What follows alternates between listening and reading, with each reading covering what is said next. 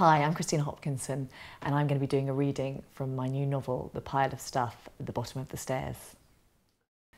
Chapter 1, The Pile of Stuff. The solitary jigsaw piece sits in the corner of the living room, daring me to ignore it. I try to stare it out, but the corner section of a 32-piece puzzle of a dog flying an aeroplane wins, of course. "What are you doing?" asks Joel, as I rifle through the shelves trying to find the puzzle it belongs to. "I can't watch TV knowing there's a stray jigsaw piece. Think how annoying it will be the next time we do the jigsaw and the last piece is missing." "Chillax, Mary." "Chillax? What are you, 12? Do you think that vampires are like the coolest things?" He laughs and gets on with his episode selection on the DVD. The world divides into those that can watch television knowing there's an isolated jigsaw fragment lying on the floor, and those who can't. I look under the sofa, and while I'm there, I see a cup. I look inside it and realise that it's been buried further under the sofa for weeks, but the tide has finally washed it ashore. I think it once held coffee, but it's hard to tell now that a mould lathers up its sides like a green-tinged cappuccino froth. Since I only drink expensive soya lattes, I know it belongs to my husband. "Look at this," I say as I thrust it in his face. He doesn't recoil, but peers at it with interest. "We should show it to Rufus. He'd be really interested to see how spores form." "Are you going to take it to the kitchen?" "How do you know it's mine?" "Because this is the mug you always use because it's so big, which is great because you can always leave some at the bottom for someone to spill." He shrugs and presses play on the DVD. "Well, aren't you?" 1, 2, 3, I count slowly, just as I learnt in an article I read recently about anger management. "Laters," he says.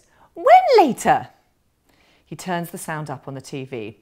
I increase the volume of my sigh and stare at him hard. I crack first, I always do, and take the mug to the kitchen. I tip its contents down the sink and manually squish the bits of mould through the sieve that guards the plug hole.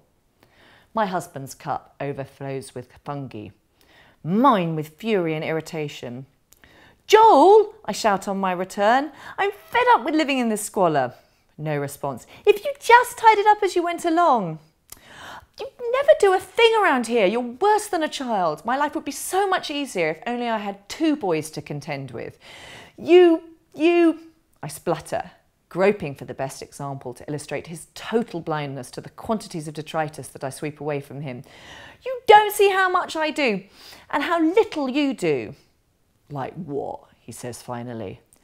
"I don't know," I say. "It's not like I keep a list." "Maybe you should." "Maybe I will." A list, I think the next day. Maybe I should keep a list. One with all the things he does or doesn't do around the house. I can't see any other way of making him understand the state we're in. I'm distracted by our son Gabe, who has retreated to the corner of the kitchen with the look of a mathematician thinking about the world's largest prime number. "Gabe? Gabe, what are you doing? Wait, don't do it, let me get the potty, here it is." His trousers are whipped off and his bottom firmly planted just in time to catch it. "Well done," I exclaim brightly, though in reality it's more my triumph than his. "You are such a clever boy." I hug him, which is ill-advised as I haven't yet done a thorough wipe. "And clever boys get stickers. You're a superstar, Gabe. You are well on your way to getting a Thomas the Tank Engine Aquador Deluxe set." If only Joel were so easy to train. And that's when it hits me.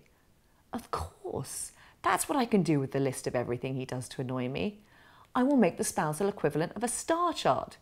Except because he's 38, not 2.5, he won't get a star for every good thing he does, but a black mark for every bad one. If my list, his star chart, proves him to be an asset in the house, then he gets to stay in it. If it doesn't, well, I suppose that means he doesn't, and we will have to rethink everything we've ever believed about this marriage.